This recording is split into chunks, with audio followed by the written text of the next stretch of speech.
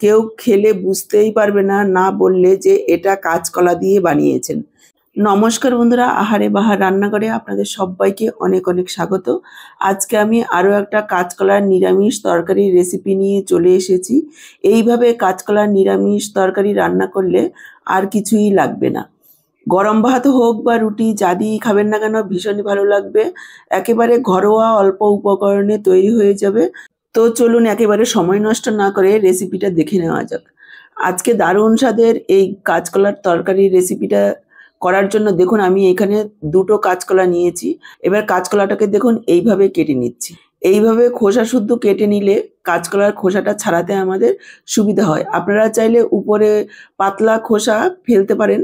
আমি এইভাবে কেটে নিয়েছি কারণ কাঁচকলার খোসাটাকে এভাবে ছাড়াবো। দেখুন খুব সহজেই ছাড়ানো যাচ্ছে।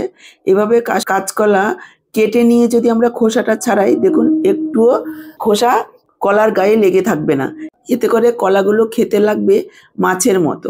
আমরা যদি একটু খোসা রেখে দিয়ে গোটা অবস্থায় খোসাটা ছাড়াই তাহলে একটু না একটু সবুজ অংশ থেকেই যায়, তাতে করে কোষ্ঠে ভাবটা থেকে যায়। যদিও আমরা জানি কাঁচকলার খোসাতেও প্রচুর পরিমাণে ভিটামিন রয়েছে। আপনারা চাইলে কাঁচকলার খোসাগুলো আলাদা করে রান্না করে খেতে পারেন, বাটা বা পকোড়া বানিয়ে খাওয়া যাবে। এই রেসিপিটাতে যদি খোসার অংশ থেকে যায় তাহলে কষভাব লাগবে, খেতে ভালো লাগবে না। কাঁচকলার খোসাগুলো ছাড়িয়ে নেওয়ার পর দেখুন এইভাবে ছোট করে পাতলা করে কেটে নিচ্ছি। কারণটা হচ্ছে আমরা প্রথমেই এইভাবে ছোট করে কেটে নিতে পারতাম, সেক্ষেত্রে খোসাটা ছাড়াতে অনেক বেশি সময় লেগে যেত। দর্শক বন্ধুরা, আজকের পুরো ভিডিওটা দেখে যদি ভালো লাগে অবশ্যই একটা লাইক করে শেয়ার করে দেওয়ার অনুরোধ রইল। আর আপনি নতুন বন্ধু হয়ে থাকলে চ্যানেলটাকে সাবস্ক্রাইব করে সাথেই থাকবেন। বেল বাটনটা অল করে দিলে আমার দেওয়া এইরকমই নিত্য নতুন রেসিপির আপডেট সবার আগে আপনাদের কাছে পৌঁছে যাবে। খোসাটা ছাড়িয়ে নেওয়ার পর এইভাবে ছোট ছোট করে সবগুলো কলা দেখুন আমি এইভাবে কেটে নিয়েছি। কাঁচকলাগুলো কেটে নেওয়ার পর দেখুন আমি এখানে একটা বাটিতে কিছুটা জল নিয়েছি, তার মধ্যে দিয়ে দিলাম 1/2 চা চামচ হলুদ গুঁড়ো। কলাগুলোকে এইভাবে ভিজিয়ে রাখবো 5 থেকে 10 মিনিট। এতে করে কলার যে একটা কোষ্ঠে ভাব আছে সেটা বেরিয়ে যাবে। এতে করে কলাগুলো খেতে লাগবে মাছের মতো। কলাগুলো এইভাবে 5-10 মিনিট ভিজিয়ে রাখবো। তারপর 2-3 বার জল পাল্টে পাল্টে ধুয়ে নেব, যাতে করে কলার যে একটা পিচ্ছিল ভাব হবে সেটা কেটে যায়, তা না হলে কোষ্ঠে লাগবে। কলাগুলো ভেজানো থাকুক। এদিকে দেখুন আমি নিয়েছি গোবিন্দভোগ চাল। এখানে 3 টেবিল চামচ পরিমাণ গোবিন্দভোগ চাল রয়েছে। চালগুলোকে আমি 10 মিনিট এভাবে ধুয়ে ছাঁকনিতে রেখে দেবো, যাতে করে চালগুলো জল ঝরে গিয়ে চালগুলো একটু ফুলে যায়। 10 মিনিট পর দেখুন ফিরে এসেছি। কলাগুলোকে 2-3 বার জল পাল্টে ধুয়ে নিয়েছি। এবার কলাগুলো নিয়ে নিচ্ছি মিক্সচারের জারে, সাথেই দিয়ে দিচ্ছি ভিজিয়ে রাখা গোবিন্দভোগ চাল। এখানে কিন্তু গোবিন্দভোগ চালটা নিলে গন্ধটা ভালো হবে, খেতেও ভালো লাগবে। আপনারা চাইলে যে কোনো আতপ চাল দিয়েও করতে পারেন। এবার অল্প পরিমাণে একটু জল দিয়ে দিলাম।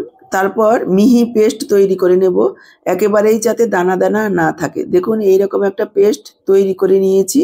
এবার কাঁচা কলা আর চালের পেস্টটা বাটিতে ঢেলে নিলাম। সাথেই দিয়ে দিচ্ছি 2 টেবিল চামচ গুঁড়ো দুধ।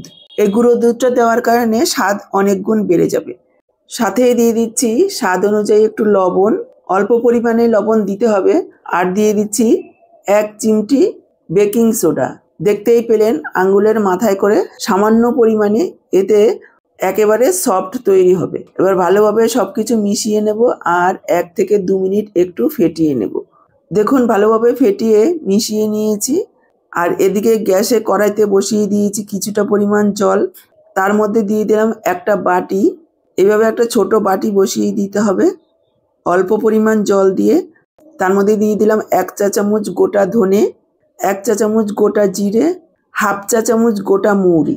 এই গরমের সময় মৌরি আমাদের পেট ঠান্ডা রাখে আর এতে করে নিরামিষ তরকারির স্বাদও অনেকটা বেড়ে যায়। 1 টুকরো দারচিনি, 3টে এলাচ, 2টো লং, 7-8টা কালো গোলমরিচ, 2টো কাঁচা লঙ্কা, 2 চা চামচ পরিমাণ চিনেবাদাম। এখানে চাইলে আপনারা কাজু বাদামও দিতে পারেন অথবা চারমগজ। আর দিয়ে দিলাম একটা টমেটোর অর্ধেকটা পরিমাণ। এদিকে একটা টিফিন বক্সে দেখুন আমি নিয়ে নিলাম 1/2 চা চামচ পরিমাণ তেল। চারিদিকটা ভালোভাবে এভাবে ব্রাশ করে নেব। তারপর মিশিয়ে রাখা ব্যাটারটা এর মধ্যে দিয়ে দিচ্ছি। দেখুন ব্যাটারের ঘনত্বটা এভাবেই রাখতে হবে, যদি পেস্ট করার সময় খুব বেশি পাতলা হয়ে যায় তাহলে 1 চা চামচ চালের গুঁড়ো মিশিয়ে দিতে পারেন। আর যদি ঘন হয়ে যায় তাহলে সামান্য পরিমাণে একটু জল দিয়ে দিতে হবে। ওটা এভাবে একটু সেট করে নেব। তারপর টিফিন বক্সটা আটকে গরম জলের উপর এভাবে বসিয়ে দেব। উপরে ঢাকনাটা দিয়ে দিচ্ছি। 8 থেকে 10 মিনিট গ্যাসের ফ্লেমটাকে হাইতে রেখে রান্না করে নেব। প্রায় 8-10 মিনিট রান্না করে নিয়েছি। এবার টিফিন বক্সটা একটু তুলে নিচ্ছি। এটা খোলার জন্য একটু অপেক্ষা করতে হবে। ঢাকনাটা খুলে নিয়েছি, দেখুন। হাত দিয়ে দেখবেন, যদি হাতে না লাগে তাহলে একেবারে পারফেক্ট তৈরি হয়ে গেছে আমাদের কাঁচকলা দিয়ে পনির। আর এদিকে বাটিটাও নামিয়ে নিয়ে ঠান্ডা করে নেব। মশলাটা মিক্সচার জারে নিয়ে পেস্ট করে নেব। দেখুন এইরকম একটা পেস্ট তৈরি করে নিয়েছি, একেবারে মিহি পেস্ট। এদিকে আর পনিরটাও খুব সুন্দরভাবে ঠান্ডা হয়ে গেছে। এভাবে কেটে নেব। আমি চৌকো চৌকো করে কাটছি, আপনারা যেমন খুশি কেটে নেবেন। গোবিন্দভোগ চাল বা চালের গুঁড়ো যাই দেন না কেন, একটা কাঁচকলা হলে 2 চা চামচের বেশি দেওয়া যাবে না, তাহলে চালের গুঁড়ার টেস্টটাই আসবে, কাঁচকলার টেস্ট পাওয়া যাবে না। এদিকে গ্যাস অন করে কড়াই বসিয়ে দিয়েছি, দিয়ে দিলাম সর্ষের তেল। তেল গরম হয়ে যাওয়ার পর দিয়ে দিচ্ছি কাঁচকলার পনিরগুলো ভেজে নেব।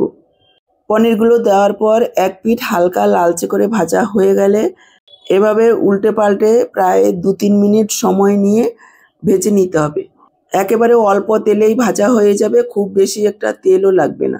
দেখুন উল্টে পাল্টে লালচে করে ভেজে নিয়েছি। এবার পনিরগুলো তুলে নিচ্ছি। দেখেই বুঝতে পারছেন যে কতটা লোভনীয় হয়েছে। এইভাবে রান্না করলে কেউ খেয়ে বুঝতেই পারবে না যে এটা আপনি কাঁচকলা দিয়ে বানিয়েছেন। প্রথম ব্যাচের পনিরগুলো যেভাবে ভেজেছি সবগুলো ঠিক একইভাবে ভেজে তুলে নিচ্ছি। পনিরগুলো তুলে নিয়ে বাকি যে তেলটা রয়েছে তার মধ্যে দিয়ে দিলাম 1/2 চা চামচ গোটা জিরে, 1/4 চামচ হিং। যদি হিং থাকে হাতের কাছে অবশ্যই একটু দেবেন, এতে করে স্বাদটা ভালো হবে। এবার কয়েক সেকেন্ড ভেজে নেওয়ার পর দিয়ে দিলাম 1 চা চামচ কাশ্মীরি লাল লঙ্কার গুঁড়ো আর 1/2 চা চামচ হলুদ গুঁড়ো। খেয়াল রাখবেন যাতে তেল খুব বেশি গরম না হয়ে যায়, যাতে লঙ্কার গুঁড়ো আর হলুদের গুঁড়োটা পুড়ে যায়। আর গ্যাসের ফ্লেমটাকেও একেবারে লোতে রাখতে হবে। এভাবে গরম তেলে লঙ্কার গুঁড়ো আর হলুদ গুঁড়ো মিশিয়ে নিলে কালারটা খুব সুন্দর আসে। একটু মিশিয়ে নিয়ে পেস্ট করে রাখা মশলাটা এর মধ্যে দিয়ে দিলাম। মিক্সচারের জারটা ধুয়ে সামান্য পরিমাণে একটু জল দিয়ে দিয়েছি। সাথেই দিয়ে দিচ্ছি 1/2 চা চামচ পরিমাণ চিনি, স্বাদ অনুযায়ী লবণ, মিশিয়ে নেব। এবার মশলাটাকে প্রায় 3-4 মিনিট সময় নিয়ে একেবারে তেল ছেড়ে আসা পর্যন্ত কষিয়ে রান্না করে নেব। একটু ঢাকা দিয়ে দেব, কেননা না হলে মশলাটা ছিটকে গায়ে আসতে পারে। এভাবে ঢাকা দিয়ে দিয়ে কষিয়ে নিয়েছি। দেখুন মশলাটা খুব সুন্দরভাবে কষানো হয়ে গেছে, তেল ছাড়তে শুরু করেছে। এবার আমি যোগ করে দিলাম জল। এখানে আমি 1 কাপ পরিমাণ জল যোগ করব। জল দেওয়ার পর মিশিয়ে নিয়ে ঢাকা দিয়ে 2-3 মিনিট ঝোলটাকে ফুটিয়ে নেব, যাতে করে ঝোলের পানসে ভাবটা কেটে যায়। দেখুন প্রায় 3-4 মিনিট ঝোলটাকে ফুটিয়ে নিয়েছি, খুব সুন্দরভাবে ফুটে গেছে। এবার আমি যোগ করে দিচ্ছি ভেজে রাখা কাঁচকলার পনির। আরও একবার মিশিয়ে নিয়ে ঢাকা দিয়ে আরও 3-4 মিনিট রান্না করে নেব, যাতে করে পনিরগুলো খুব সুন্দরভাবে সফট হয়ে যায়। দেখুন 3-4 মিনিট রান্না করে নিয়েছি, দেখেই বুঝতে পারছেন কতটা লোভনীয় হয়েছে দেখতে। খেতেও অসাধারণ হয়। না কাজু, না কিশমিশ, না দই, অল্প উপকরণে দারুণ স্বাদের কাঁচকলার পনিরের তরকারি, একেবারে নতুনভাবে নতুন স্বাদে। রিকোয়েস্ট করব একবার হলো এইভাবে বানিয়ে খেয়ে দেখুন, আর কমেন্ট বক্সে জানান যে আপনাদের কেমন লাগলো। সম্পূর্ণ নিরামিষ, পেঁয়াজ রসুন ছাড়া, একটু ঘি দিলে খেতে ভালো লাগবে। এখানে আমি যোগ করে দিলাম 1 চা চামচ ঘি। মিশিয়ে নিয়ে গ্যাসটা অফ করে দেব আর ঢাকা দিয়ে রেখে দেব 5 মিনিট স্ট্যান্ডিং টাইমে। এতে করে ঘিয়ের গন্ধটা ভালোভাবে মিশে যাবে। 5 মিনিট পর দেখুন একেবারে তৈরি পনিরের তরকারি।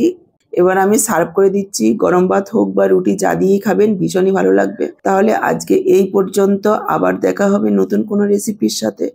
সবাই ভালো থাকুন, সুস্থ থাকুন। আপনাদের সবার সুস্থতা কামনা করে এখানেই শেষ করছি।